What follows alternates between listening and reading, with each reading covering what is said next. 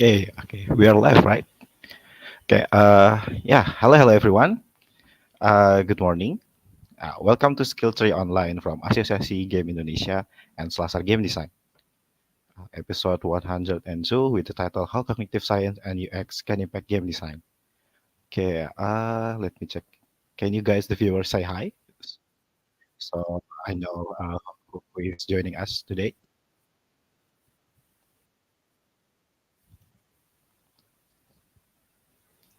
Okay, yeah, it's still pretty early in Indonesia, so I hope you guys are waking up and maybe you can get a coffee or something so you can feel energized for to start our day off.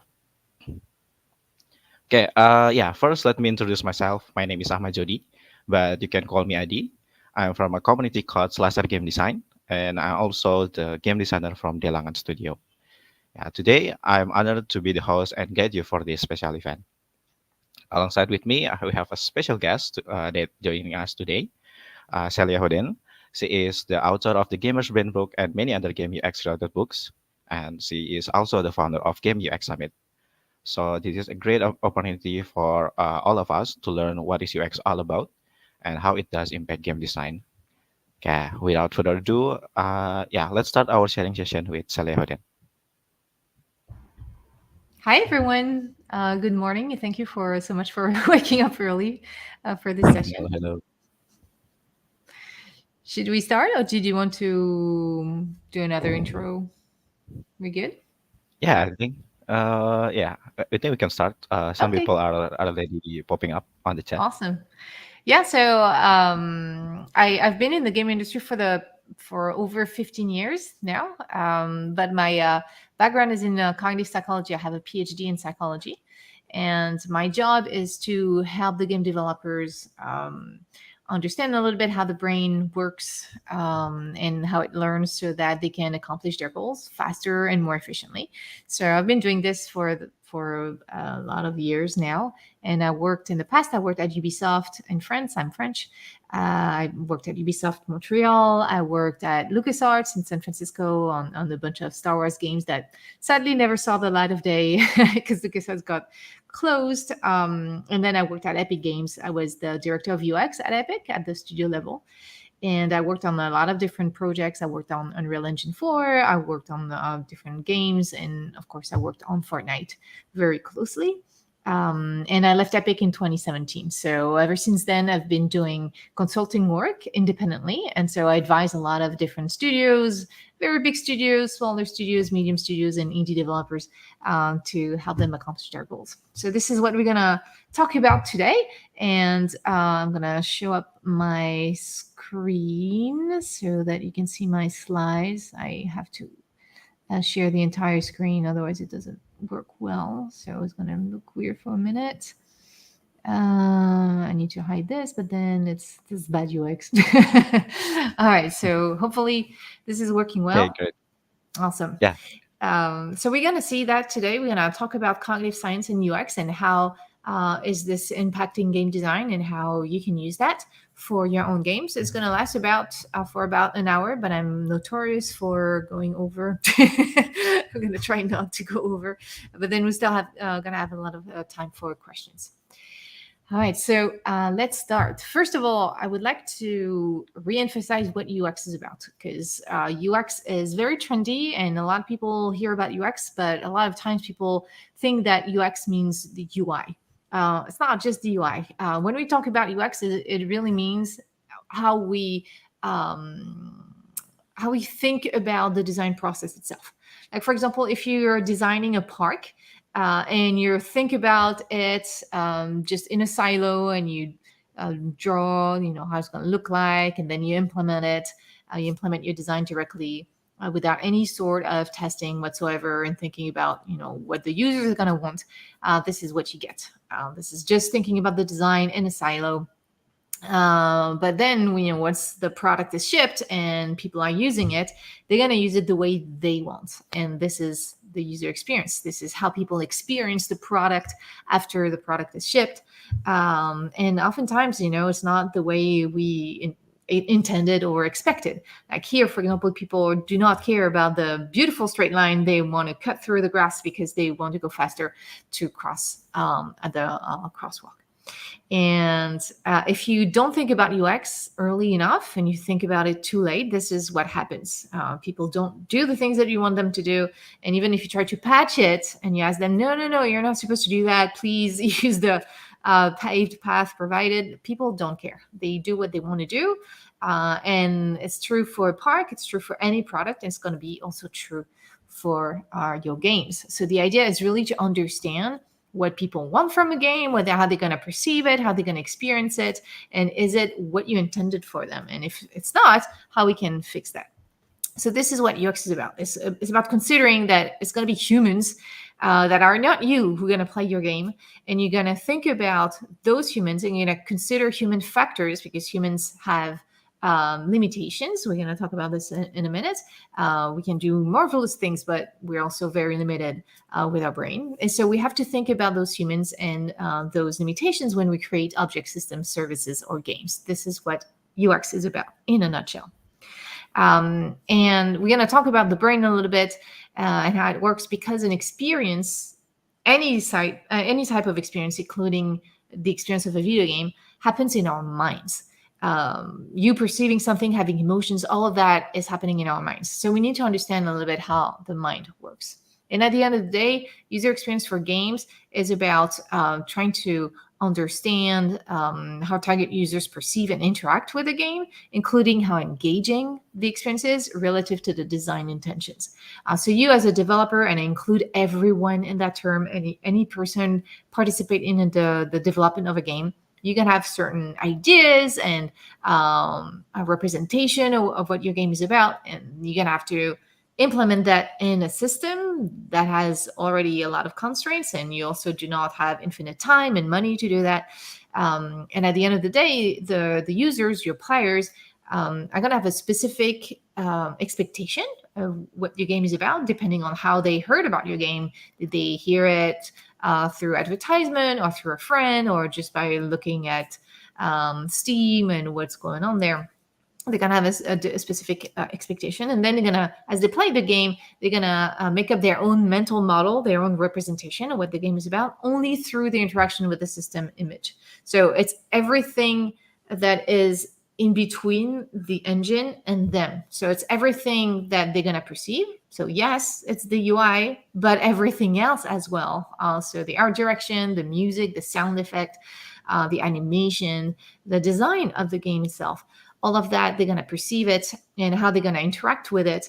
This is what is going to shape their mental model for the game. And what we want when we have a user experience approach is to make sure what you intended is what people feel and experience in the end. And if they don't feel that, we don't wait until we ship the game to actually fix it. That's why we do a lot of testing very early on, so that we can make sure we provide the best experience possible to our players, but also we offer them what we want them to experience, because a game is an art form. It's not just a product, it's not just a tool. And that term UX was coined by Donald Norman, who wrote the book, The Design of Everyday Things. And when he talks about user experience, he's not just talking about the product itself. So in our case, it's not just about the game. It's also about the whole ecosystem. Because if you, for example, you have an amazing marketing campaign about the game, and then you raise everybody's expectations super high, then it's likely that if the game is not really matching that expectation, that people are going to be disappointed. So how people learn about the game, the marketing campaign, how people download the game, if they need, do they need to contact customer service? Do they interact with community managers? All of that is part of the experience. So as you can see, UX is very broad. It's really thinking about all the different steps, including when people play the game, and how people are going to experience this, and make sure it's going to be the best experience possible. And of course, to accomplish that, we need to think about things ahead of time. Today, we're only going to concentrate on playing the game itself. So we're going to concentrate on game design. But it's not to say that the rest is not important, but we're just going to talk about this. All right, so there's three main parts in this presentation. We're going to start with cognitive science. It's the science of mental processes. So, how we think, how we learn, because again, an experience is happening in our brain, in our mind. So we need to understand a little bit how the brain works, so that we don't propose something that's really going to hit the limitations of players' brains. So let's start with this. And this is a very simplified representation of what's going on in the brain as we process information. Like, for example, right now you're processing that talk, and so there's a lot of things happening as you do so. It always starts with the perception of an input. Here, if we just take the example of this talk, the inputs, the stimuli are mostly sounds. You hear my voice, and vision. You see slides. But of course, there's all the different senses are very important, and we have many senses, not just the 5 that we always show all the time. We have, for example, proprioception, which is the perception of our body in space. So if you close your eyes, you're still able to touch your nose without looking at your hand, because you have that sense of your body in space. Thanks to that, we can dance, for example. It's very important for VR games to think about proprioception. So we have many, many senses, and they get what's going on outside of the world, but also inside of us, and then making sense of that as perception. So we try to, we get all this information from our senses, and then we're going to process this information. And if we learn something new that we want to, to keep doing again, or use that information at some other point, it means that we have memorized this information. We can't learn without memorizing. And what's going on in the brain is that when we memorize, it's physically changing something in our brain. The brain is not fixed to begin with. We don't have the same brain that we have today that when we were born. The brain is constantly changing itself. We call that synaptic modification. We call that brain plasticity. Every time we learn something new, like right now, like you're learning about the brain, it's going to create some new connections between neurons. And the connection between neurons is called a synapse. We have billions of neurons in our brain, and each of these neurons are connected to up to 10,000 other neurons. That makes a lot of synapses. And like I said, those synapses are constantly evolving. We're going to lose some synapses. We're going to gain new synapses. We're going to strengthen some synapses. And so the brain is constantly changing depending on what we do, on who we're talking to, the movies we're watching, the games we're playing, the talks that we're listening to. Between perception and a change of memory, of course, there's a lot of stuff happening. There's a lot of factors that are going to influence the quality of information processing. You have biological factors. We know that DNA has an impact. We have physiological factors. For example, if you just woke up, of course, it's going to be a bit harder to memorize all the things we're going to talk about today than if you're just fresh and already, like, your coffee has already kicked in. We're not going to talk about this. We're going to talk about mostly attention. This is a very important factor. We know that the more we pay attention to something, the better we're going to process that information, and therefore the better we're going to memorize it. We're going to touch on a little bit on motivation, and maybe I'll talk a little bit about emotion, because these are sustaining attention. But that's really important. Like, if you're paying attention to something, then you're going to process information better, and therefore you're going to memorize it better. It's important for us to understand that, because a game experience is rarely something that you just do once. Hopefully people are going to come back and play again. They need to memorize a bunch of things to be able to keep playing. So playing a video game is very much a learning experience. So we need to understand those mental processes: perception, memory, and attention. At least, you don't have to have a PhD, but you have to at least have a basic understanding on how that works, and mostly what are the limitations of those mental processes, so you can offer better games for your players. Please keep in mind that this is extremely simplified. The brain does not have independent compartments like this, and they're not independent from one another, and they're not just doing one thing, and the process is not something serial that you can see that. This is just like an image so that we can understand things a little bit better, but the brain is extremely complex. A lot of things are happening at the same time. Just keep that in mind. All right, let's start with limitations in perception. So I can't see the chat right now, but feel free to tell me in the chat, what do you perceive with this image right now? Just write down the first thing that comes to your mind, whatever it is. I love to show this, especially to video game developers, because of course I have my core Street Fighter fans, and I immediately have a few people like who perceive Street Fighter characters like right away. And then I have other people. So when I do that within the game industry, I get a lot of things related to games. So I can sometimes people see Link in the top right character. Other people tell me Minecraft. But then when I do that outside the game industry, I have very different answers. People tell me flags or socks or what else do I get? DNA. Or transistors. I have a lot of different answers. And that's the whole point of showing you this, because perception is subjective. We do not perceive the world as it is in reality. Perception is a construction of the brain. It depends on many, many things. It depends on the context. It depends on the expectation. You know that, I work in games, so you might expect something related to games. It depends on your DNA. If you are colorblind, like it's the case of about 8% of the male population, you're going to perceive this very differently, and you might not recognize those characters. And you might even feel excluded from this example. And if it's the case, I apologize. But it's a great way for me to remind everybody to never, ever use colors only to convey information. You can definitely use colors, but use something else, shape, texture. You can also label elements so that it's going to be accessible to people who are colorblind.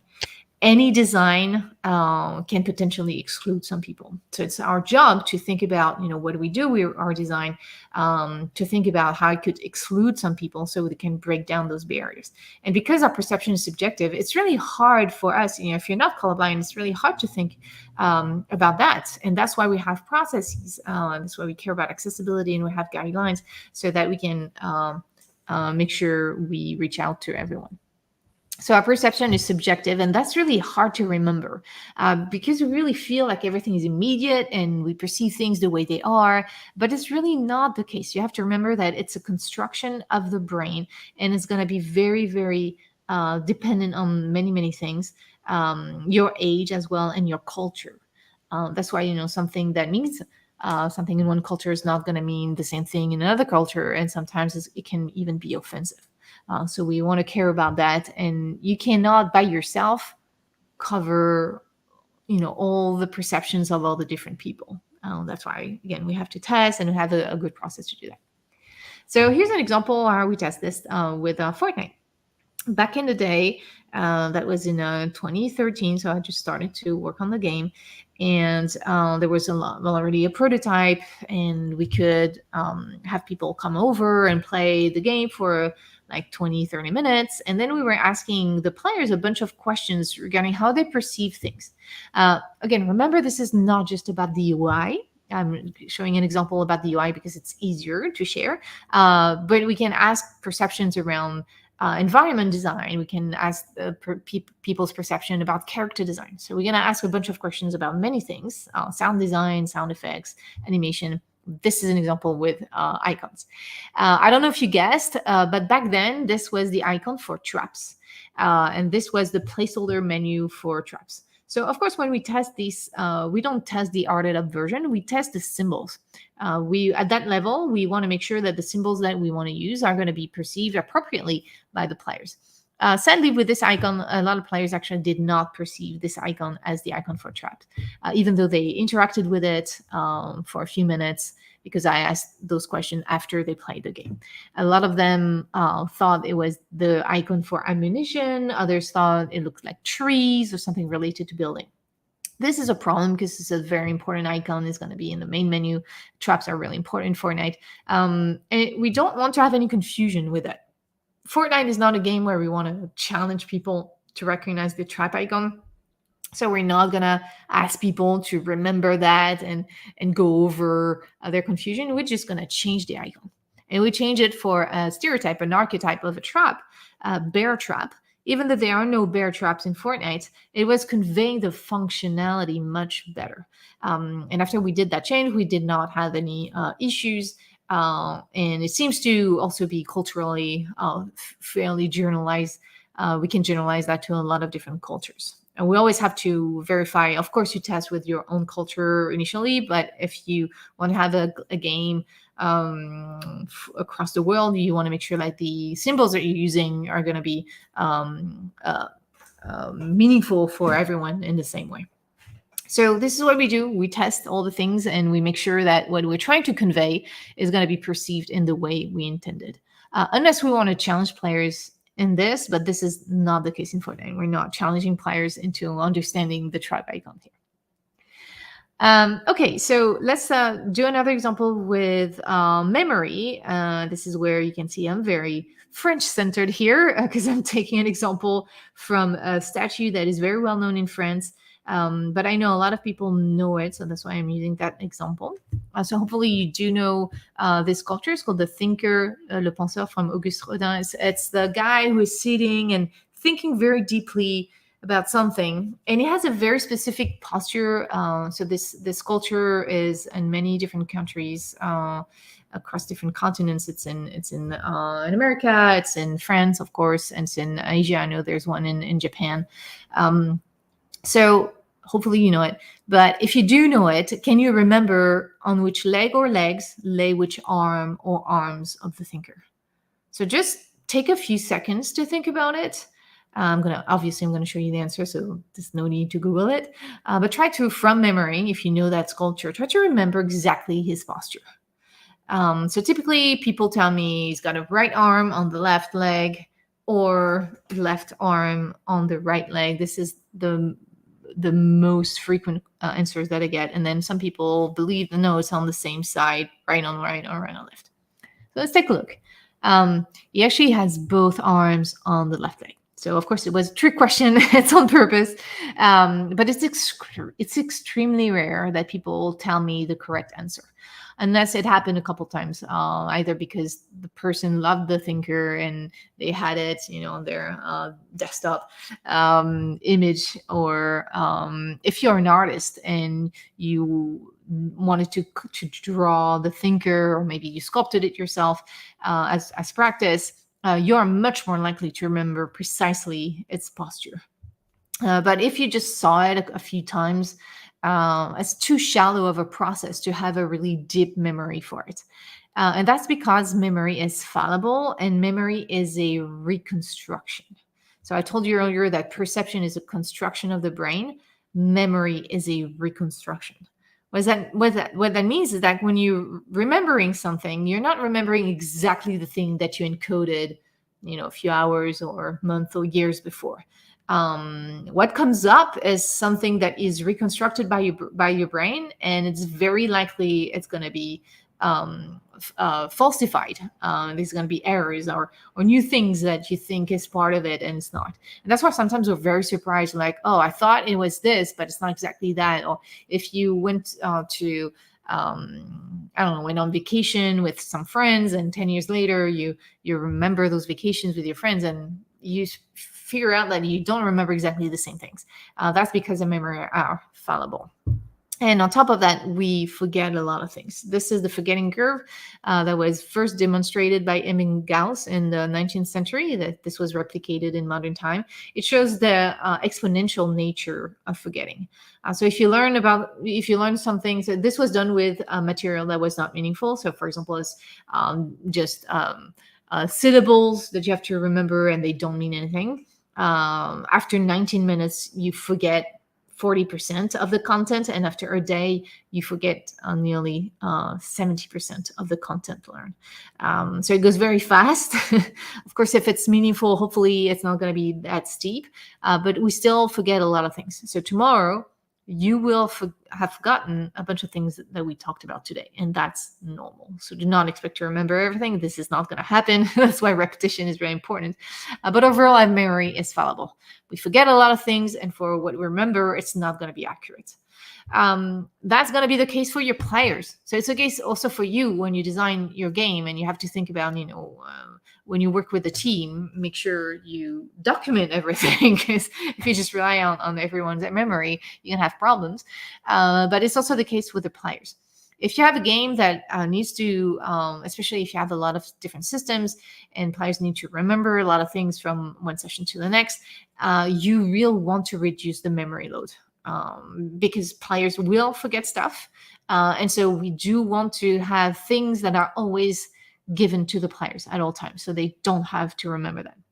That's why it's so important to think about your HUD, your HUD, heads up display, what's on screen at all times, because you want to make sure you have the correct information for players that they need at all time. And because if it's not there, they're gonna have to remember it, and it can mean that they're gonna be confused, or they're gonna be frustrated and they might quit the game.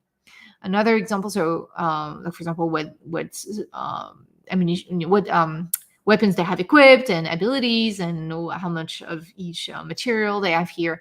And every time the Fortnite players are getting close to a searchable object, we even don't ask them to remember what key they need to press to open that object. You have a pop-up giving away the key that they need to press.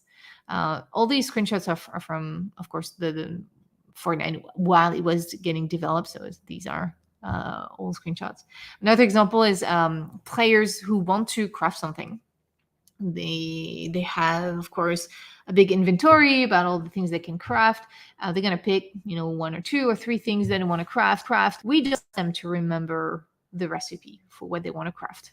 We have a specific functionality whereby they can pin this recipe onto their screen, and therefore just focus on what they need to do. Like here, they're only missing copper ore, and then they can just focus on finding copper ore so that they can craft what they want to craft. Fortnite is not a game where we want to challenge players to remember recipes. No, it's about finding the right weapons that you need to craft so that you can be efficient for your mission. That's where we want to challenge players. We don't want to challenge them into remembering those recipes.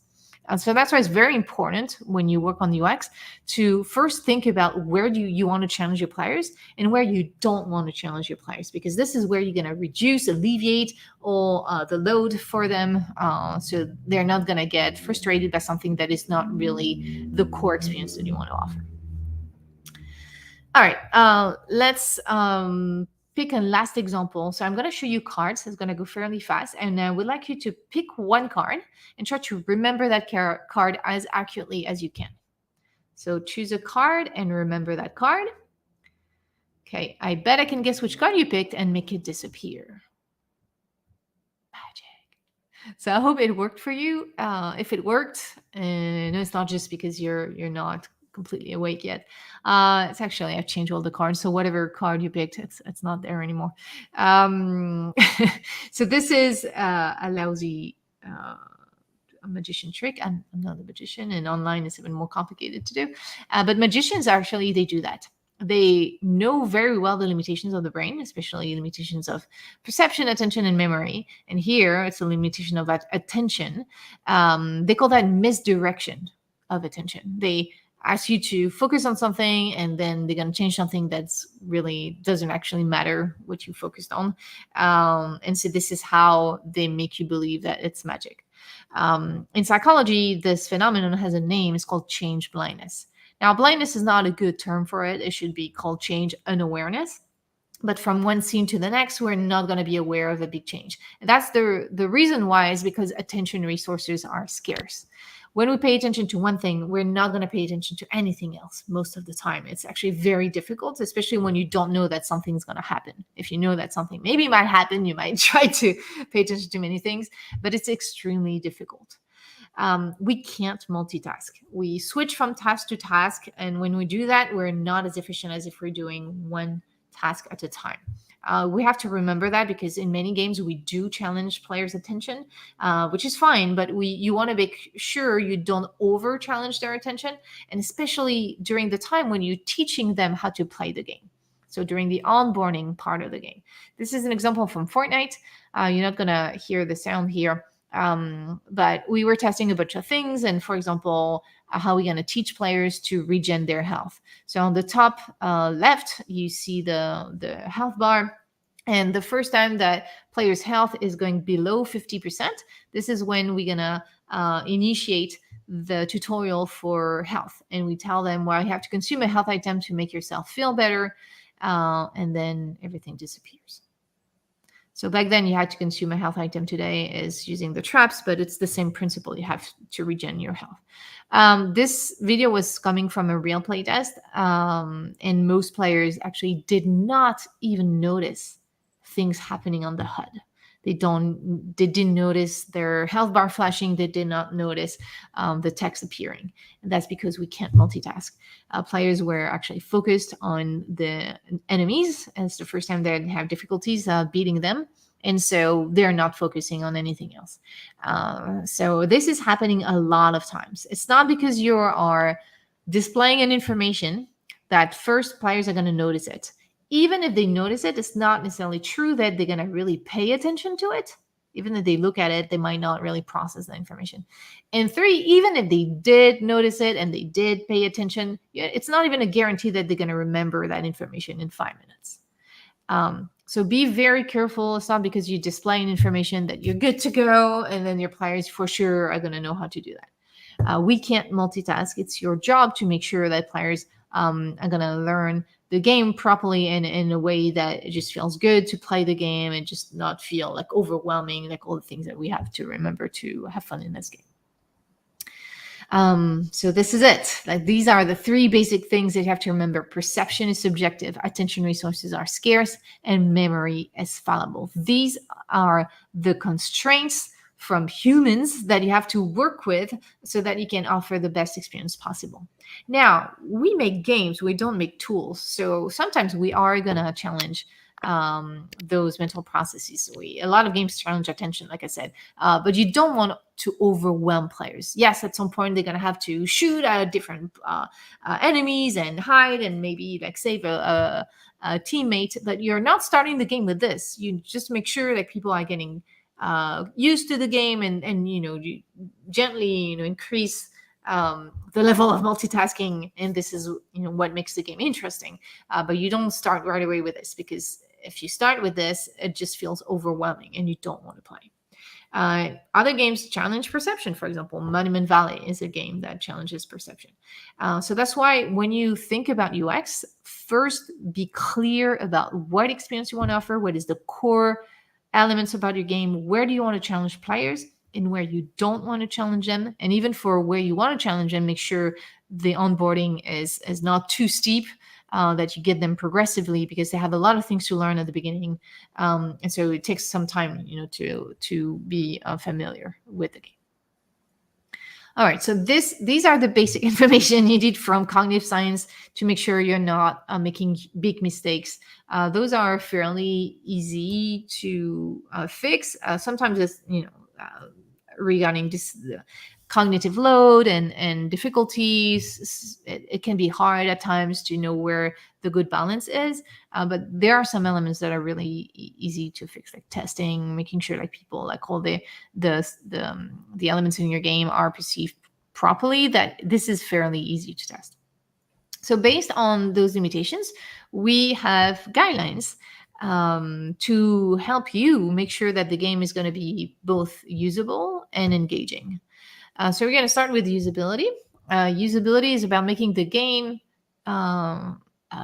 easy to use. And by easy to use, I mean you understand what is your mission, what are the controls, you remember the important things, you're not completely paralyzed, or you're not like confused about what's going on.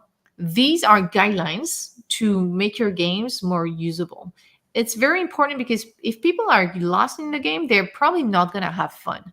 Of course, it's not good enough to have a usable game. It also needs to be fun, but it's harder to have a fun game if there's a lot of things that feel clunky or that you don't understand or you don't remember.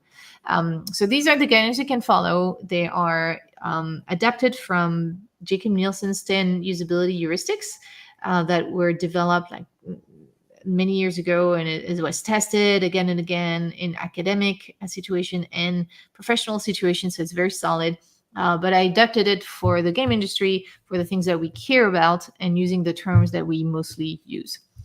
Here, I'm only going to focus on 3 of these things because we don't have the time to go through them all. But let's start with signs and feedback. Signs and feedback are extremely important in the game. The signs are all the things that players perceive and that they understand in such a way that they know what to do in the game. And the feedback is as they interact with the game, what feedback they receive from the system that tell them, was this efficient, not efficient, what's going on there. You have to very carefully polish your signs and feedback in your game because these are always going to be there. Whereas, for example, the tutorials are only there the first time you play and then you don't have it again. So if your players play your game for maybe a week and then they stop playing because their new game just came out and they play that new game, then they might come back to your game maybe 2 weeks later. And they are going to forget a bunch of things. But if you have solid signs and feedback, they might just remember how to play the game just by observing what's going on. For example, here in Brawl Stars, the signs and feedback are very well polished. First of all, if we talk about environment design, because see, it's not just about the UI, you can fairly clearly see where you can navigate. You see that the tall grass is probably something that doesn't have collision and probably you can hide in there. The solid blue looks solid, so it's probably you can take cover there. And the crates, you see, it looks like a crate. It's probably not super solid. It's probably destructible, so it's probably not a good idea to hide behind these. So these are very strong signs that help you navigate the environment. And then you play the game, and you kill an enemy, and the enemy's dropping some gems, and you run through the gems, and you see that you're collecting the gem, and you see a gem like floating from the screen here to get here, and you have now 1 increment more, and you understand that, okay, this is the score of my team, and once it's reaching the top of the bar, then we win. And so even if you haven't played the game, if you know the codes of many games, they're very good at conveying all this information. Even if you don't play the game for many weeks or months, when you come back, you're not lost. And that's because they polished the hell out of their signs and feedback. It doesn't happen naturally. This requires a lot of testing, a lot of iteration. Of course, we start with something that makes sense. So we try to use things that people can understand. So tall grass is very game specific, but even in real life, like you can walk through grass. You cannot walk through a solid wall. And crates, even in real life, they are fairly destructible. So we try to use things in real life, but also we use a lot of codes from other games. So we want to make sure that those signs and feedback are clear and they're consistent. Like, for example, the visual treatment when you're about to shoot a gun or your weapon in Brawl Star is very consistent. Every time you're about to shoot, you see that previs, but it's also different depending on the type of weapon we're talking about. So again, even if you haven't played a game, you can maybe understand that this is probably a rifle or a sniper on the bottom left. On the top right, this looks more like a shotgun type of weapon. And on the bottom right, this looks more like a bomb or something with an area of effect that you throw. And so you want also to make sure that the signs that you're using are going to be different if you're talking about a different functionality. And similar if it's a similar functionality. So these are very important to polish. And you try to have good form follows function. What does that mean? It means that just by looking or hearing, because of course sound are also very important. So perceiving the form should tell you about the functionality of that thing. Let's talk about character design now. If you look at Super Mario Bros., the main enemies are super easy to understand. On the top left, you have an enemy that is attached to the ground. So it's unlikely going to be dangerous to you from a distance. As long as you keep your distance, you're going to be fine. Unlike the skeleton, because it's about to throw a bone at you, so you can probably, if you notice that, you will understand that you're going to get hurt from a distance. A tortoise in real life is very um, slow. So you probably have some time here to figure out what's going on. Whereas a bullet's going to be very fast. The plant, unless it has legs, probably is not going to run after you, but has sharp teeth when it's opening its mouth. Probably not a good idea to jump on it as the mouth is open. And Bowser, so you learn in Mario, you learn how to destroy the enemies by jumping on them. And then you see Bowser with spikes on its back, and you don't need to experiment what's going to happen if you jump on it. You're probably going to get hurt. Mario is not a game about figuring out how the enemies can be dangerous. It's a game about platforming. And sure, some enemies are going to be a bit more challenging, but most of them are very straightforward. So it's more about how you can manage defeating those enemies and the platforming skills that you have. So again, make sure you understand what your game is about so that you can be super clear for all the things that you don't challenge players with. So that's form false function. We can also call that affordance. Just by looking at it, does it afford you to do what you need to do with it? Last element that I wanted to talk about is flexibility. You want to be flexible for a lot of different players. Everybody has their own preferences. You can be right-handed, left-handed, but also flexibility is going to be critical for accessibility. Accessibility is about making the game accessible to people with disabilities, and disabilities are not just permanent. You can have temporary disabilities. So, for example, you might not be able to use both arms because maybe you have a permanent disability, you only have one arm. And so when you design your game for mobile, you want to think about, what is it to play a game with just one hand. But this is also going to be useful for people who have a temporary disability. Maybe you just, I don't know, when surfing, whatever, and you broke your arm. And so now you can have your arm in a cast for 2 months, and you're still not going to be able to use both hands to play a game. Or you could be on the bus. And so now you have a situational disability. You cannot use both hands at that moment. And so it's still going to be useful for those people to be able to play your game with one hand. It's extremely important. It's also important to make sure everybody who wants to play your game can play your game. So removing those barriers that are really not central to your game. And so take a look at gameaccessibilityguidelines.com. There are a lot of guidelines there. You have basic and very easy to implement guidelines there that will improve the accessibility for your game. So please take a look at this. Okay, so that was for usability. And like I said earlier, a game that is usable is not necessarily fun. So you need to make sure your game is usable, but it's not a guarantee that it's going to make your game engaging. I'm using the term engaging because fun is very subjective, whereas engaging, our players, do they want to play your game and do they want to come back? So that's a much straightforward way to talk about it. Now, for engageability, unlike usability, we do not have decades of research, academic research, and professional application to have a very strong model to apply guidelines. There are some models, but there's not a very strong consensus as we have for usability. So what I'm showing you is the framework that I put together from my own practice with a lot of different teams. So take it with a grain of salt. All the things I'm going to talk about in there, I'm only going to have the time to talk about motivation. It's coming from actual research, so I'm not inventing anything here, but the way I'm packaging it up is my way. So for engagement, you need motivation, emotion, and game flow. We're not going to have the time to talk about everything. I'm sorry, but we're going to talk about motivation because motivation is really, really key to your game because there is no behavior without motivation. For example, you would not have woken up like super early and watched this talk at 8 a.m.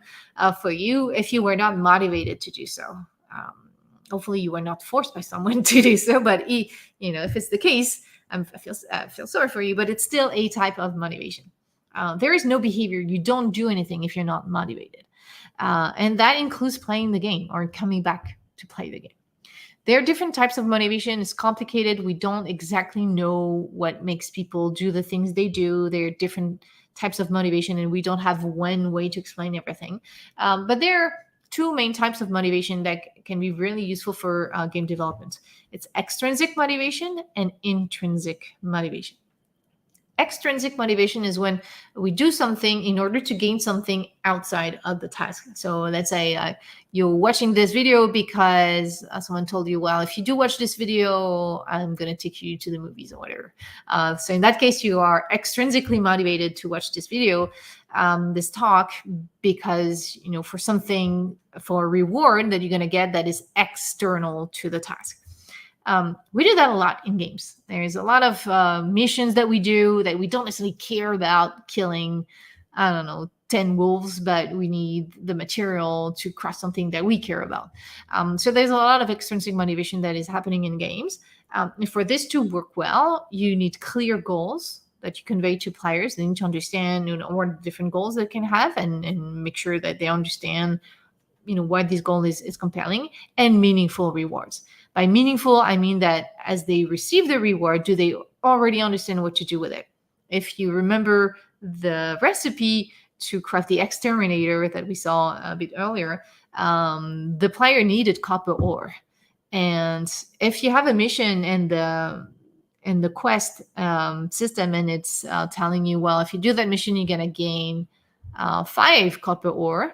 Now you're motivated to do that because this reward is meaningful, because that's the only ingredient you're missing to craft the thing that you care about. Now, if you have a mission that gives you like maybe 20 silver ore, you're like, cool, but I don't know what to do with silver ore. I never encountered anything I can craft with silver ore.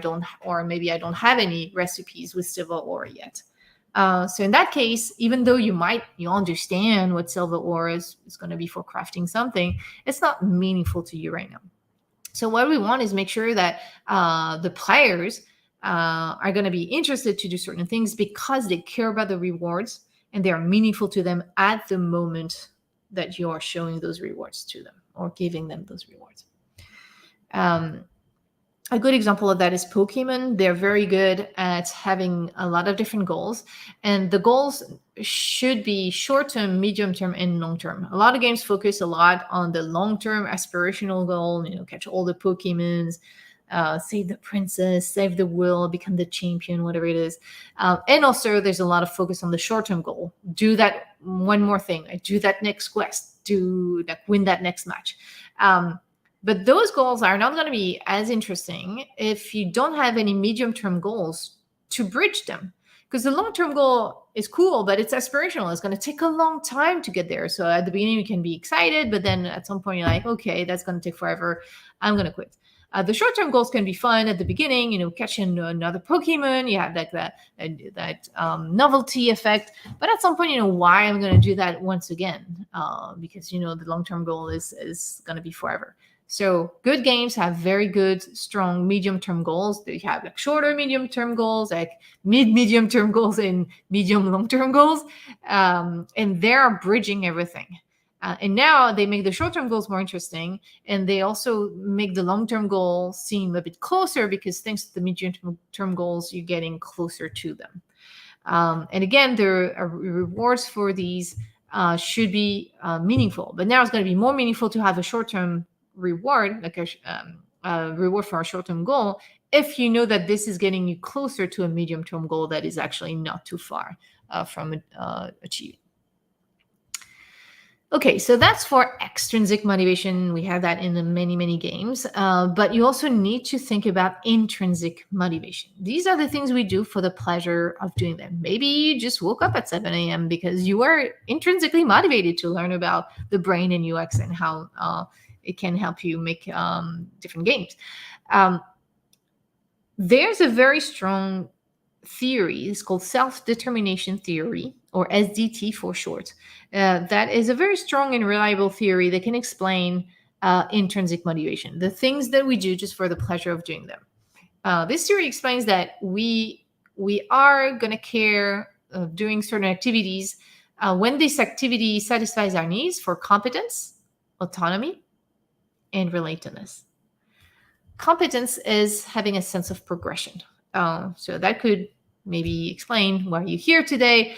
Maybe you think, that you're gonna hopefully get some useful information there that's gonna make you more efficient to make games or whatever. And you're gonna feel that sense of progression. You feel that you learned something that you can apply, and that's gonna make you more efficient at making games. We care about competence a lot. Think about anything, like think about if you learn a new language, or if you learn a sport or a music instrument. If you put a lot of effort into it and you see that you're progressing, that feels good. But if you put a lot of effort into it and you don't feel that you're getting nowhere, usually we quit. So competence is again really a sense of progression. It's okay if we don't win, if we're not the best, and sometimes we fail or we die in a video game, as long as we understand why, and next time we can get better. So it's really the idea of progression that is going to be important. As soon as we don't feel that progression, we want to quit. And emphasis on feeling here. Sometimes we are progressing, but we don't feel that progression that much. In that case, we might want to quit. That's why people quit on taking their medications, for example, or they don't exercise every day because they don't really clearly see a progression in their health as they do so. That's why it's really important to have external devices like the Fitbit or whatever, like to monitor your progression, because it makes it more tangible if you have it on your phone or on the watch than if you just like try to feel it in your body. So competence is going to be important. Of course, for games, it's critical. Players, again, they are going to fail, they are going to die, and that's okay, as long as they understand why they died, why they failed, and next time they're going to try again and be better at it. If you think about modes like Battle Royale, it's very punishing. Like you start in there and you're going to die fairly quickly. You're going to end up, I don't know, 67th. But chances are, you're going to try again immediately after. There's a good chance they're going to be at a better rank next time. You've progressed, even if you're not first. And that's really what matters. And so that's why usability is very important, so that players understand what's going on and they don't feel lost and they don't feel confused about why they're dying, why they're not succeeding.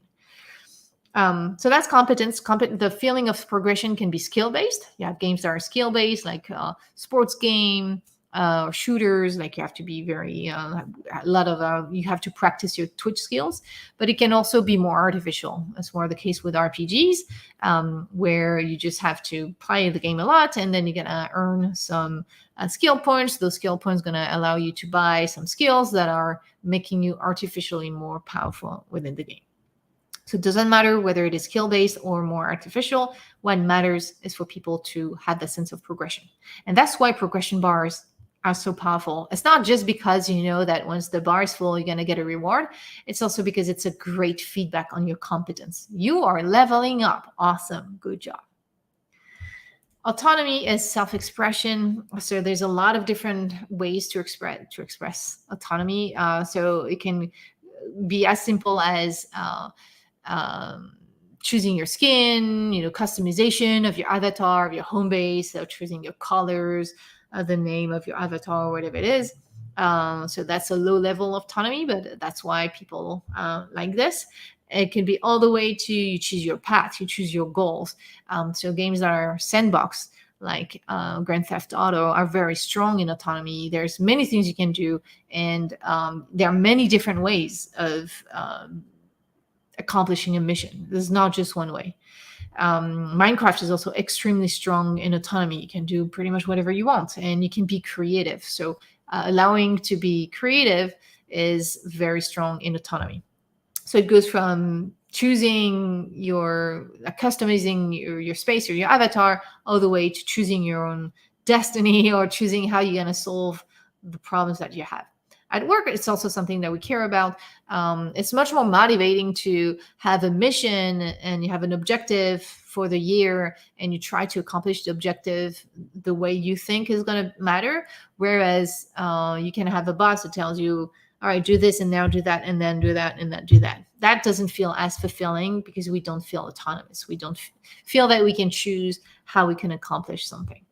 So in games, depending on your game, if you have a very a story-driven game, it can be more difficult to achieve autonomy than if you have a systemic game or a sandbox game. But you can always try to at least allow players to customize certain things. And last but not least, relatedness. We're a very social species. We would not have survived without each other. So we are very motivated to do certain activities when we can relate to someone else. In games, it's oftentimes revolving around cooperation or competition. Knowing that cooperation is actually stronger than competition. Like most sports and esports are team-based. So yes, you're competing against another team, but you're cooperating within your own team. So cooperation can be very powerful. But also today, we see in many games, we just hang out with people. Like look at Fortnite or Roblox. It's just about hanging out and maybe dancing together or watching a movie or a concert. So make sure like there's a way to relate to one another. Maybe there's a way you can gift something to someone, or you can also compete or challenge someone else.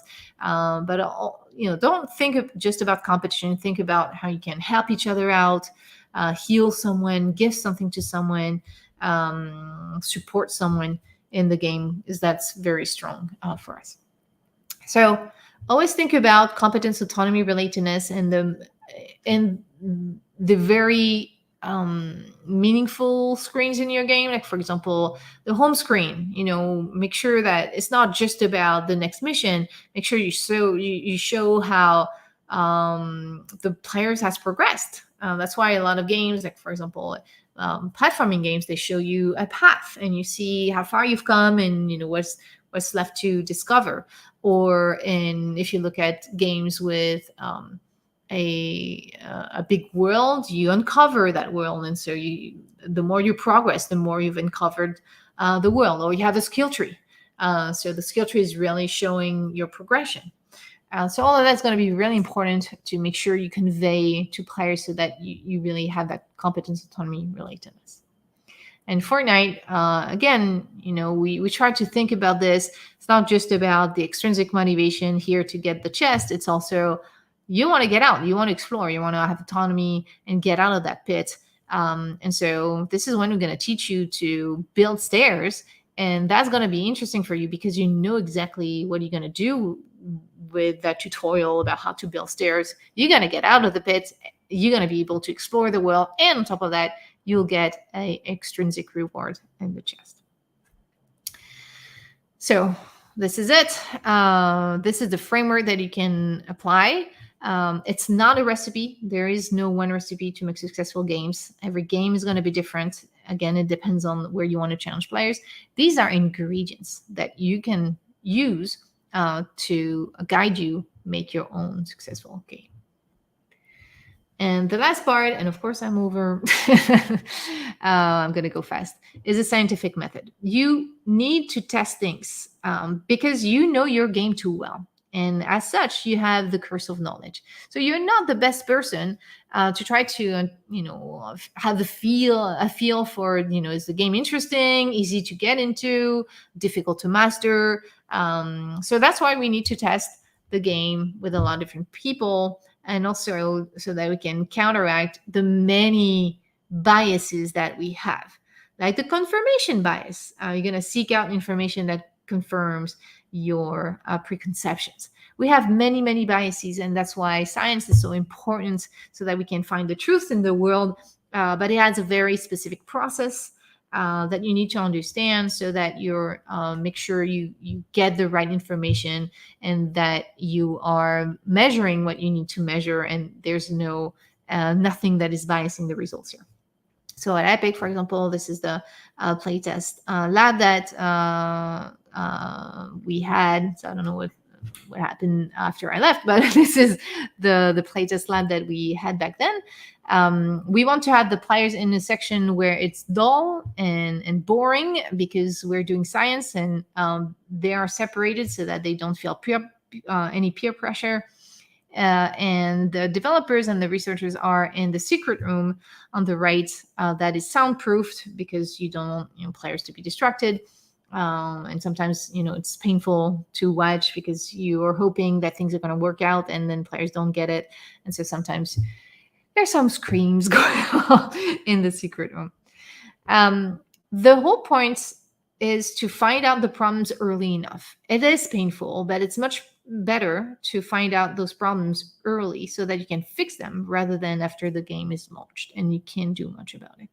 But what's difficult is not just to find the problems, is to find out why it's happening, and how to fix the problem. So, for example, at some point, you have a lot of players in Fortnite that were complaining that the game was too grindy. So we were in online tests for a long time, for about 2 years. So we were gathering telemetry data from those online tests. We're also bringing people over to do some playtest session at Epic, and we're sending surveys out to ask people questions. And a lot of people were complaining at some point that the game was too grindy. It was taking too long for them to harvest the things that they needed to craft meaningful weapons and tools. So the first thing that we have the urge to do is to change the game design, to change the system design for harvesting. Like maybe, do it faster. Like people are complaining, you should change the numbers. We always have to be careful not to rush into trying to change the design. Because sometimes, and most of the time, it's not the reality of the design that is a problem, it's how people perceive it. Remember, perception is subjective. So don't just look at your design. Ask players how they perceive things. How would they rate if they agree or not that when they harvest, they get significant amount of resources. Because this is how you can try to tell that maybe there's something going on. So of course, check your numbers in the system design. But if your numbers look good, it's probably something else. And you're gonna have to have hypotheses. So in Fortnite, we had different hypotheses as to why players were finding the game too grindy. I'm just gonna show you one of these hypotheses. Maybe they don't understand this. This is the weak point system in Fortnite. When you start destroying something, it appears, and if you aim at this point specifically, that's gonna destroy the element faster. And so you gather the resources much faster. The system design for harvesting was based on the assumption that players will understand this fairly fast, and therefore will use it, and therefore will harvest efficiently. The problem is that in playtest sessions, we were observing this. Players were not using the weak point system. They were just hitting randomly. They were not aiming at it.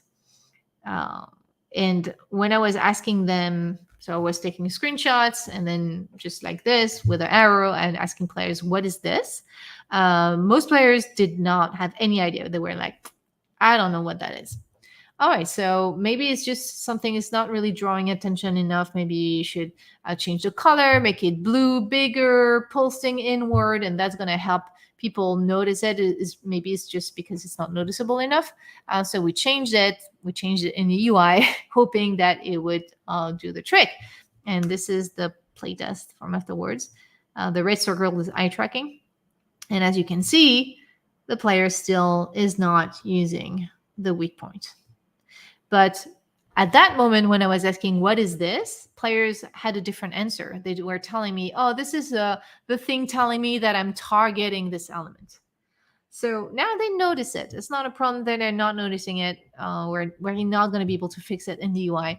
The problem is they don't understand what it is. It's a form follows function problem.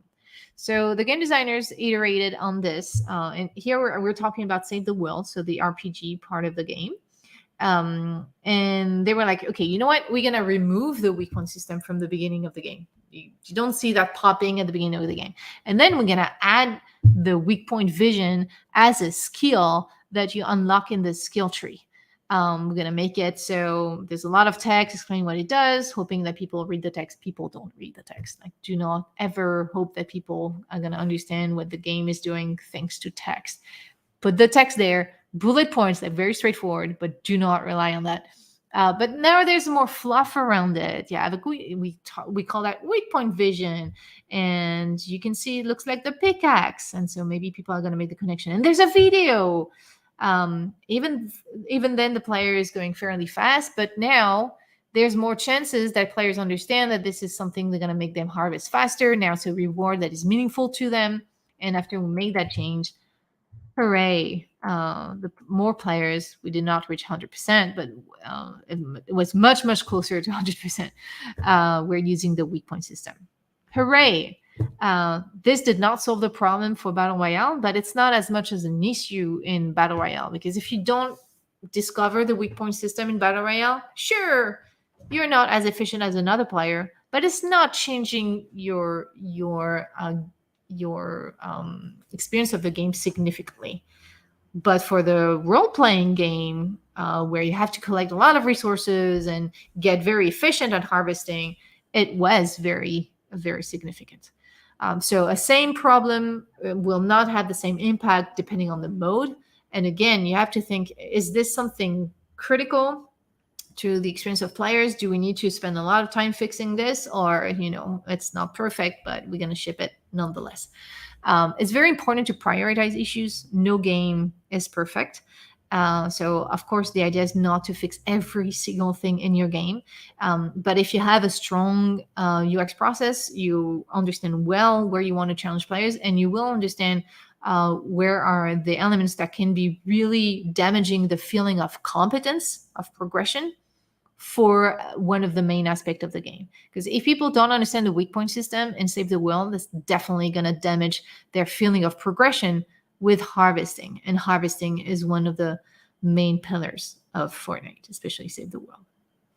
So that's how we determine the order. We also want to make sure we always start with hypotheses. We don't test just to test, and we build around it. We make sure like the QA is on board, that we have a build that is solid to test what we need to test.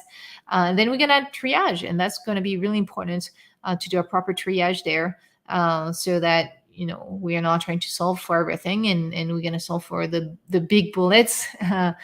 The things that are really core to the experience of the game first. And there are things that you don't want to ship before fixing that. Other stuff you will solve later on, but anything, especially anything that is affecting the feeling of competence, so the feeling of progression for some of the main pillars of your game, you should definitely try to fix that before shipping.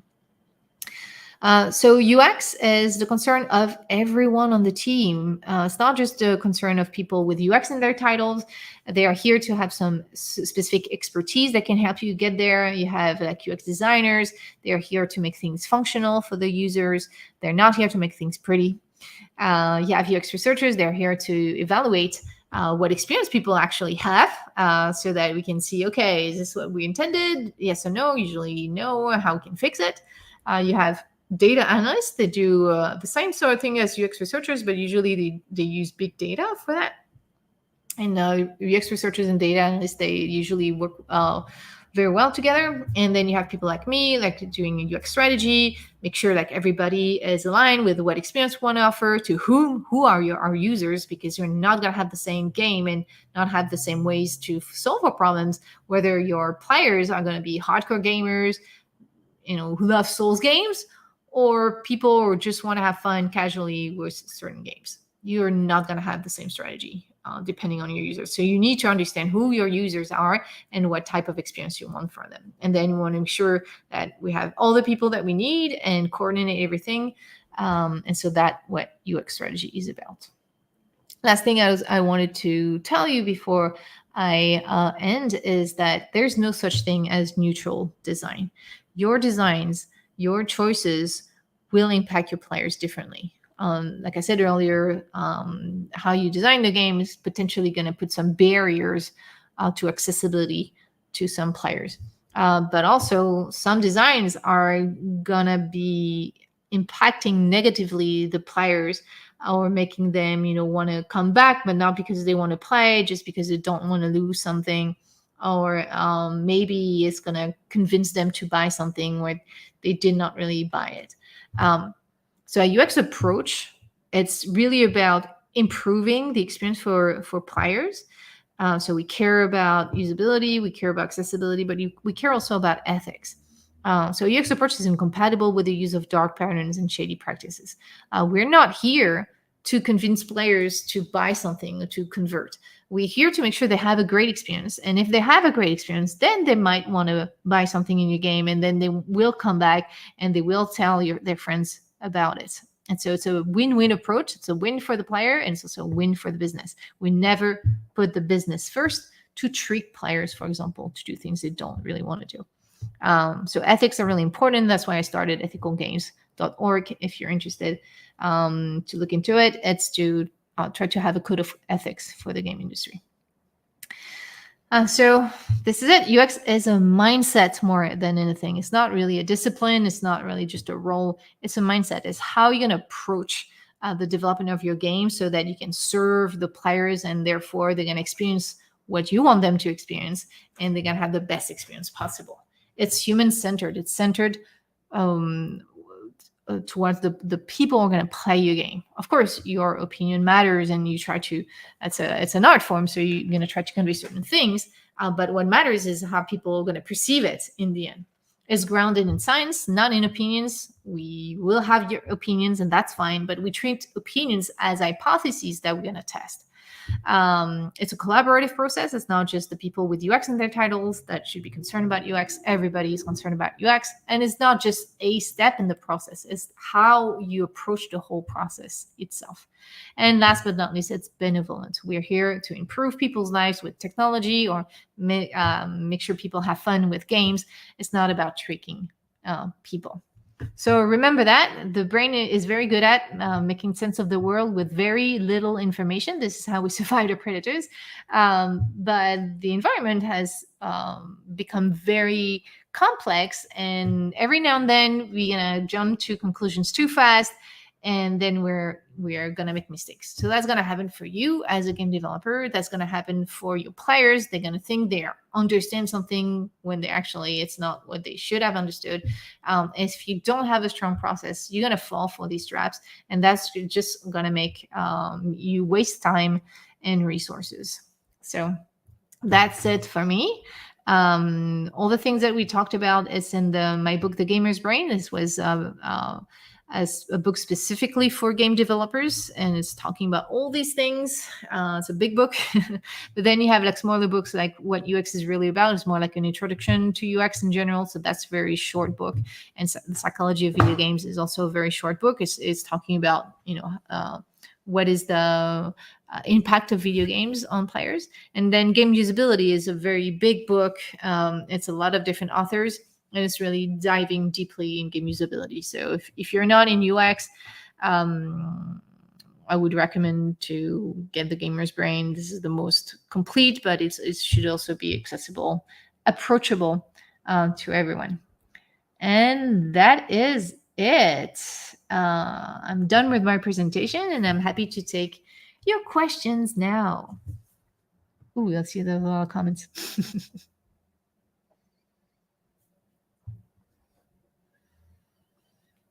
So are there some specific questions that I could answer right now?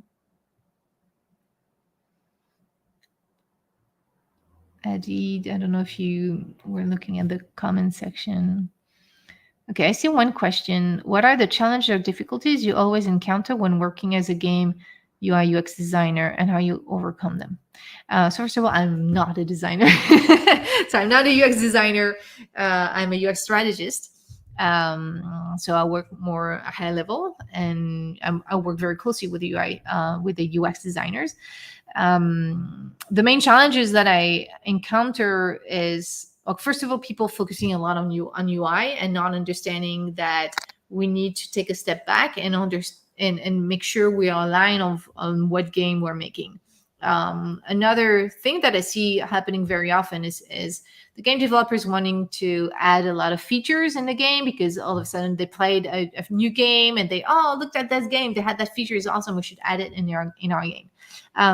Sometimes it can work, but most of the time it's just blurring the lines, and it makes you stray from the experience that you want to offer. So not being clear about that experience and who are your users is some of the main things that I see. And the last one is thinking about UX too late. So I have people like they just like work on their games independently on their silo. And then at some point, oh, we're going to ship in 3 months. So maybe we should do some UX. UX is not something that you do at a point. It's really a mindset that you should have from the very beginning. If you think about testing your game very late, it's better than never for sure, but it's very likely you're going to find problems that are very difficult to solve. And now that the game is, a lot of the game is implemented and arted up. So you want to do prototypes, like even paper prototypes, like test things as early as you can, quick and dirty. I promise you're going to actually save time if you do that, because you might see some problems and even get some new ideas by doing this rather than waiting until it's too late. Okay, great. Yeah, great. Oh, I can't hear you anymore. Tanya, okay, for competence, intrinsic motivation, since it's very subjective, is there another way to make player feel progression beside using progression bar? Oh yeah, no, of course. So progression bar is not just the only way to make people feel progression. Okay, so leveling up makes you feel progression. Defeating an enemy makes you feel progression. Earning a new skill is making you feel progression.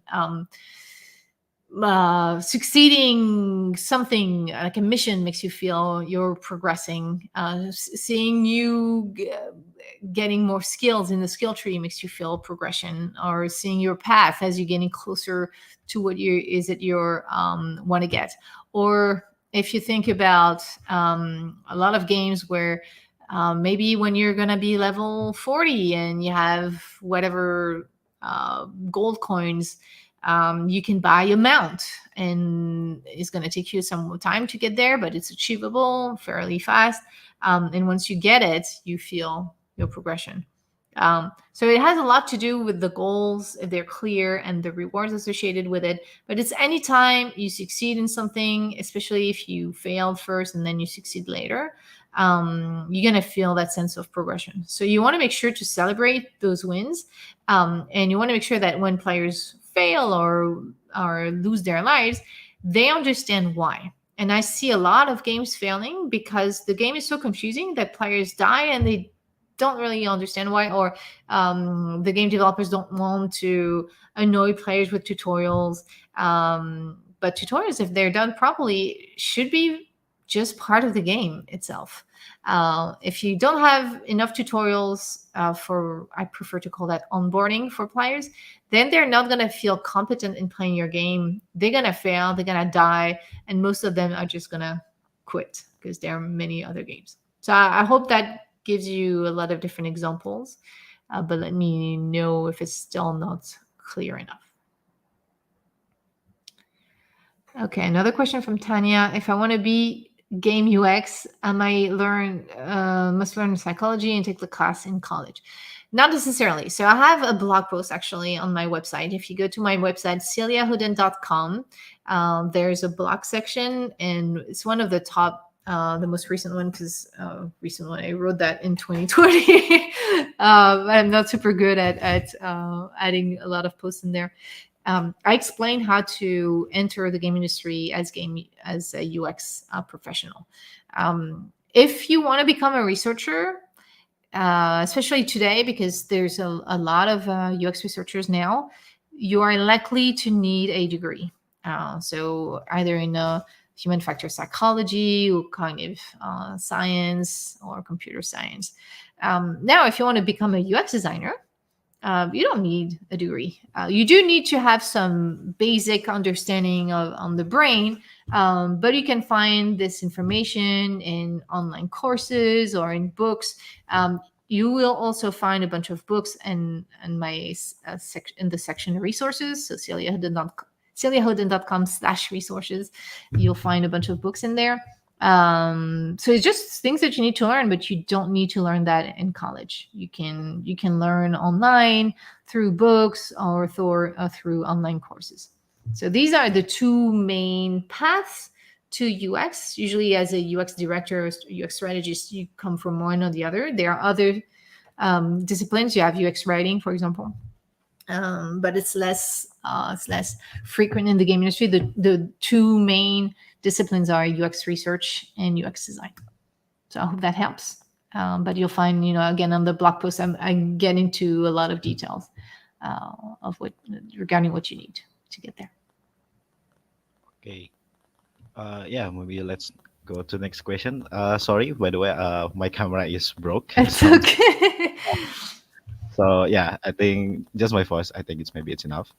So yeah, yeah, in here, Anung asked the question: if we have a franchise, like a game or game of franchise that have the original and also the sequel game, and what happened? Yeah. Let's say that the first game have bad UX and not really that good UX, and when we creating the sequel for that game, should we recreate that UX, the UI then UX, or we should keep like the first one, the first game, so to make it familiar for the player Yeah. who played the first game. Yeah, it's a very good question. This is what we call legacy issues. Sometimes you have something in the previous game and it's not great, but players are used to it, so you want to keep it that way.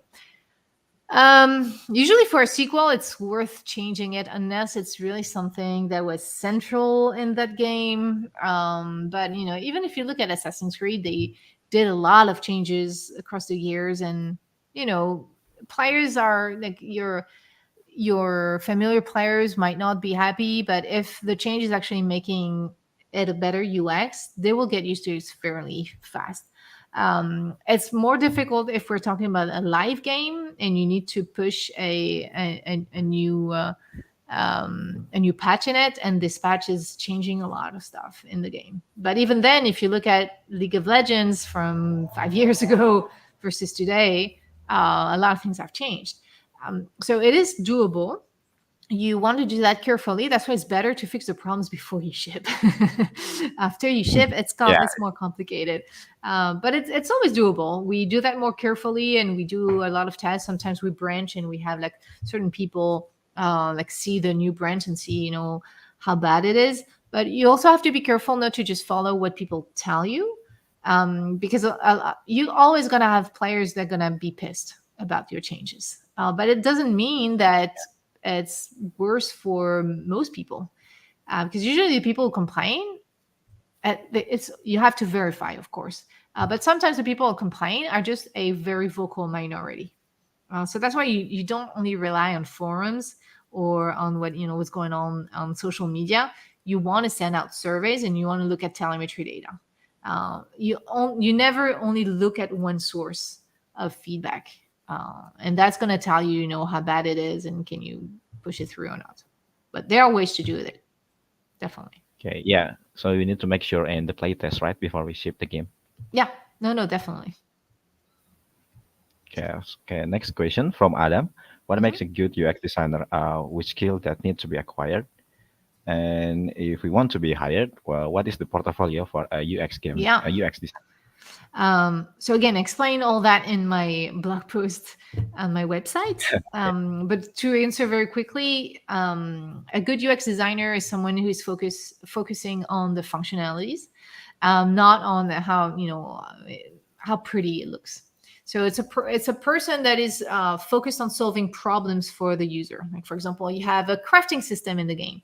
The UX designer is going to be focused on, okay, how players can see their recipes, how they can craft something, what they're going to need, what is going to be really important for them. So we always start, like a UX designer always start with the user and what problems they want to solve.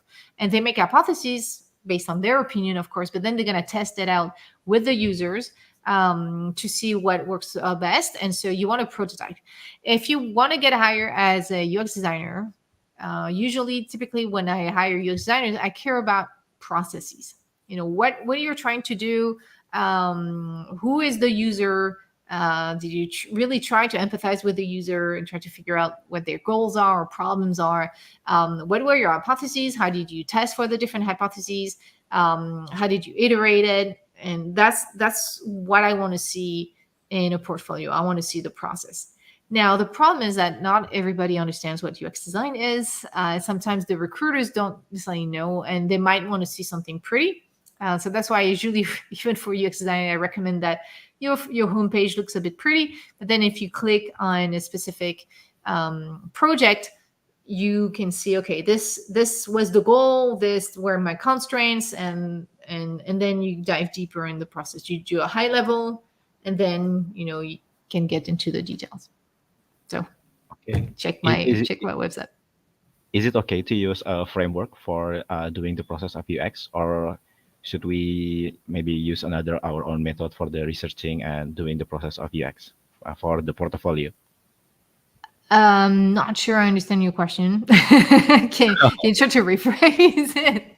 Sorry. Yeah, yeah. I mean, sometimes when we doing the research for Yeah, for UX, we can yeah, use like a framework, like yeah, what is the step to do the research. Is it yeah, yeah. okay if we use that kind of framework, or You should the applicant use like another method for researching UX for the game? you usually want to use a specific framework. So there's a lot of different UX research methodologies that we apply for different goals, and you don't want to do it. You don't want to invent something by yourself, because the research methodologies are put together in such a way to avoid biases. It's like the whole point is to avoid falling for our biases, and if we don't have a strong methodology, we are going to fall for them. And even with a strong methodology, you have to have a lot of practice, and usually we are several UX researchers, and we verify each other, because it is bad. We are Humans are extremely biased, and if we don't use all these methodology, and if we're not rigorous enough, we're going to fall for them. That's why science takes a while, and requires different teams and different labs to replicate the results, because it's not just one scientist that can figure stuff out. But in games, we don't need to be that precise, but we still want to have a strong methodology. Otherwise, we're going to fall for biases, and then think that something is happening when it's not really happening, and then fix the wrong problems. And that would make you waste time. Okay, okay, great. Okay, you have another question from Lydia. How many people that needed for a UX team, and maybe what is the structure for the UX Ooh. team? Yeah, it really depends on the type of game. Typically, you at least want to have one UX designer. Maybe that UX designer is knows how to conduct a little bit of research. If your team is bigger, you want at least one UX designer, one UX researcher. Um, but if you have a game with a lot of different systems, like a game like Fortnite requires multiple UX designers, because they can't, it's too big. So yeah, you think about your scope. Think about how many systems you need to convey to players, because the UX designer is not just it's not working just on the UI. It's working on the interactions and an information architecture, to help to guide the players. So the more systems you have, the more work it's going to be for a UX designer. And you're going to need to do some research. Now you can do the research outside. It's more costly. Well, I mean, it depends.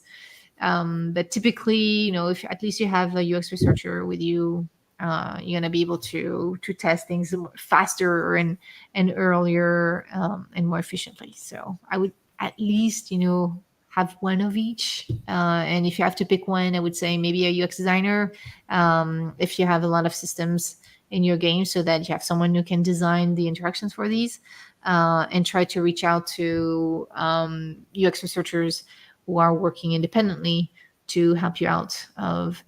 Soon, do that soon. Don't wait until you think your game is beautiful to do that. As soon as your game is functional, and I would recommend you to start testing before it's arted up, because once it's pretty, it's even harder to make changes, because first of all, you spend a lot of money in there and time, and also you're attached to it now, and it's so pretty. So do Yeah. that early. Okay, great. Maybe another question. Okay, from Cern. How long is the cycle of UX test pipeline for a big game like Fortnite? And what is the step that take most of your time? Yeah, so that's going to depend on where we at in the development cycle. Early on, we do a few tests, but it's more about making sure we are really thinking about what experience we want to offer, what are the pillars, what are the users. Then when we start prototyping, we're going to do a lot of small tests. So it could be we have a prototype for crafting, and we're going to bring like a few people just on the prototype mode with Figma, whatever it is.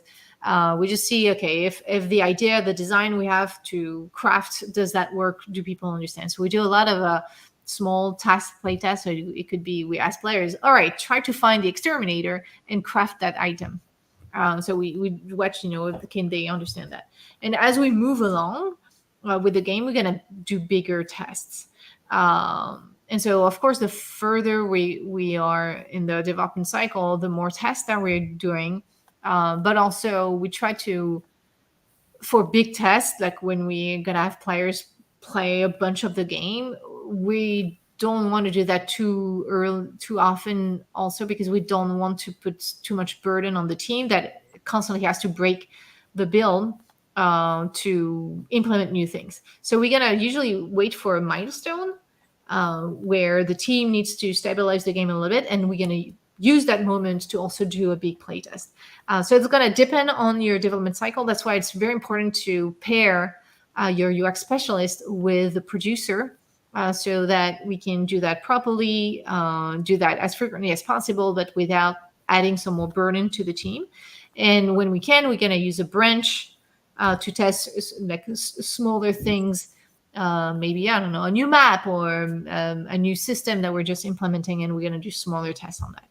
I hope that helps a little bit. It's hard for me to answer your question because even for a game like Fortnite, depending on where we were at the development cycle, we were not doing the same things. But we're using milestone or moments where we're pushing a build for online testing. This is when we were just like doing all the things because it was a very good moment because the build was stable and we could like gather the data from multiple points.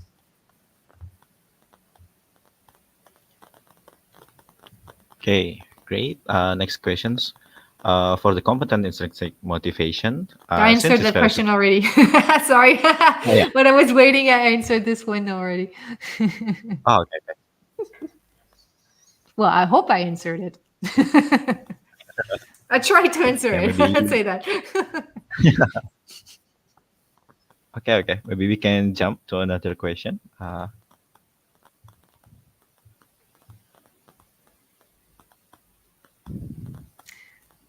Okay, this is for the testing. Does it need validation from all participants, or yeah, maybe not all of them? So or some, yeah, Mm. validation. Yeah, okay. So it depends on what we're talking about. So it's not like the UX works or not. Is that the question we ask is what experience are players having? So that's more the way to formulate it. When we're testing for usability, usually what's going to be important is we don't have a lot of participants. We maybe gather 5 or 8. It depends also if it's a multiplayer game or not. But 5 could be enough. 5, 6 can be enough. But you have to be precise in what you're testing. It's not like if you get, all right, let's just do a test and see what happens. Then it's going to be difficult to get the most out of your players. What's going to be important is to recruit your players properly. You want players that are going to be very representative of the players that you're trying to target. If you're making a game like Fortnite, you're not going to bring players who never played Minecraft or Borderlands. You're going to try to make sure these are players that will want to play Fortnite. So depending on your game you're making, you try to look at what are your competitors that are fairly close to you, and you try to recruit players who are playing those games. That's very important because every game and every genre has its own codes, and if you don't have the participants are not representative of that type of genre, you're gonna get bad results. But if you have even just 6 people from like the representation of that population, make sure it's diverse still. Don't only recruit guys, for example, or make sure you have a good variability within your targeted audience. Then even if only one has a big issue, it doesn't get something, it's usually worth looking into. Um, because it's rare that there's one player is going to have a problem and no one else is ever going to have that problem again. Now, depending on what is it affecting, is it affecting like a small feature in the game, or yes, it's a little bit of friction but the player recovered. And if it was just one player, you can say, okay, maybe it's not too bad. We're going to leave it aside for now. But sometimes if it's a low hanging fruit, you can fix it easily. It's still worth making it easier because it's likely that, a lot of people are going to experience that. So we evaluate that. Again, that's why it's really important to define what are the main pillars of the game. How bad is the issue? Is it so bad that the player was stuck and could not continue playing the game? Or is it more like a friction, but they recovered by themselves after a while? And what feature is it affecting? Is it a core feature of the game, or is it something in the periphery that if we can survive even if there's some friction there?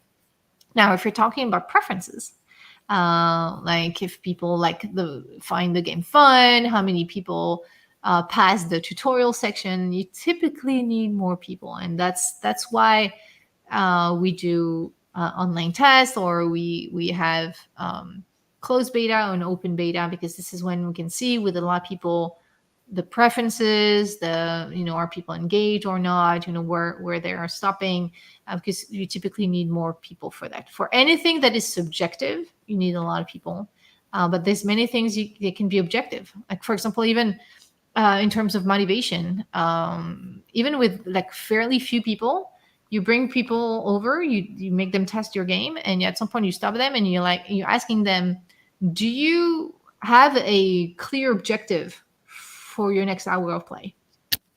And if they say they disagree with that, so you use a Likert scale, say I completely disagree to a complete agree. If they mostly disagree, it means that they don't have a clear goal in your game, and that's not good. So you try to ask questions that are objective. Don't ask people, did you find the UI clear?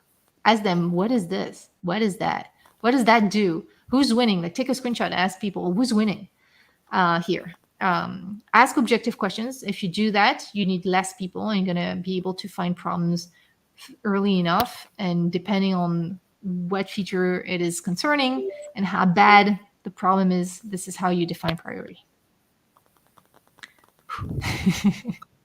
Okay, great. Maybe one question. Okay. From Jovin, what do you think about UX in prototype phase? Considering you need to fix the gameplay mechanic, but also to tackle UX, how is important, or when is the right time to do the UX? Is it from maybe the beginning or something, or in Yeah, prototyping? from the very beginning. Why do you prototype in the first place? You prototype to validate your ideas. If you validate them with yourself, that's not going to be as powerful as if you validate it with like real people who's going to play your game. I understand that it is costly. It's not free to stop and try it out, but it's an investment. The earlier you do it, and even like with dice and paper, you can just like verify an idea with just a few people. Again, you don't, if you choose them well, if it's not just your family and your friends who are necessarily going to say, oh yeah, it's awesome. If you do that properly, you don't necessarily need to spend a lot of money in it, but that's going to make you verify and validate your concepts and your prototypes early enough before you actually implement them, because sometimes players are not going to get it, and that's going to make you probably rethink the whole concept to begin with. And I've seen some even like indie developers, they just did a few tests here and there, that gave them new ideas because people were not getting certain things, and then they're, oh, all right, what about if we approach it in a different way? And that made the trick. So and you don't want to test everything all the time for every 5 minutes. But your big concepts, yeah, if you have a prototype, just to take a few moments to just like, even like if it's just two people, as long as you test it in a real situation, do not tell them what to do. Do not jump and say, "Oh no, you should do that." Like, try to be as objective as possible. Do not try to not interact with them directly. Prepare questions in advance. Like, read a script so that you try to stay away from biases. Um, you're gonna find some good stuff in there that's gonna help you get your game faster in the shape you want it. So yes, it's an investment, but there's a big return on investment for this. Okay, maybe one more last questions. All right, one last, and then I'm gonna Then- have dinner. yeah. So from Randy asking, how does UX designer Mhm. go to their day-to-day like? Yeah. So UX designer is going to work very closely with game designers. Typically, so typically the game. I saw this question, so that's why I'm going to answer as well. Game designers are defining the why. Why should people care, and what are going to be the rules of the game? If, for example, the game designer is going to say, well, in that game, we're going to have a crafting system, and we need the crafting system to be with minimum two ingredients, maximum five, and so they define the parameters. The UX designers define how this is going to work and how we're going to convey that information to players. And so UX designer is working very closely with the UI designers, the art team, and the game designers, and also with the engineers, because oftentimes they can implement a little bit of things, but the engineers are the ones going to implement a bunch of stuff. And they prototype a lot. They test it very early on so that they have different prototypes in Figma, whatever they're using. Adobe XD is changing all the time. And they make their proof of concept like this, and they iterate a lot. So it's a lot of conversation, of prototyping phase, testing. Sometimes they test with a UX researcher when they have a big structure. And the UX team in general. So at Epic, I had a big UX team that was separate from the game teams. That's allowing us to not feel too close to the game, because we're also humans and we can also become too close to the game. But we want to have a very strong connection with the game developers, the game team, so that we understand their constraints, we understand what they're trying to accomplish, but we don't want to be too close to the game so that it doesn't hurt our feelings if the players don't get it. And so we're problem solvers. So we want to understand the problems of the team.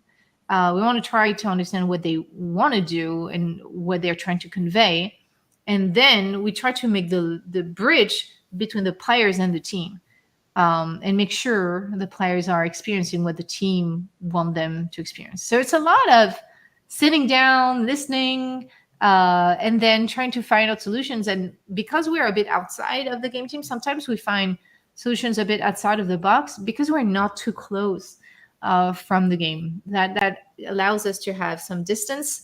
You don't want to be too distant, because then you propose things that are completely inappropriate for the game. But sometimes having a little bit of just like a fresh eyes is going to help us try to find ways to make it work. So it's a lot of listening to players and listening to the game team. Okay, great. Yeah, I think that's all for the questions. I'm sorry if there are some questions that have not been answered yet.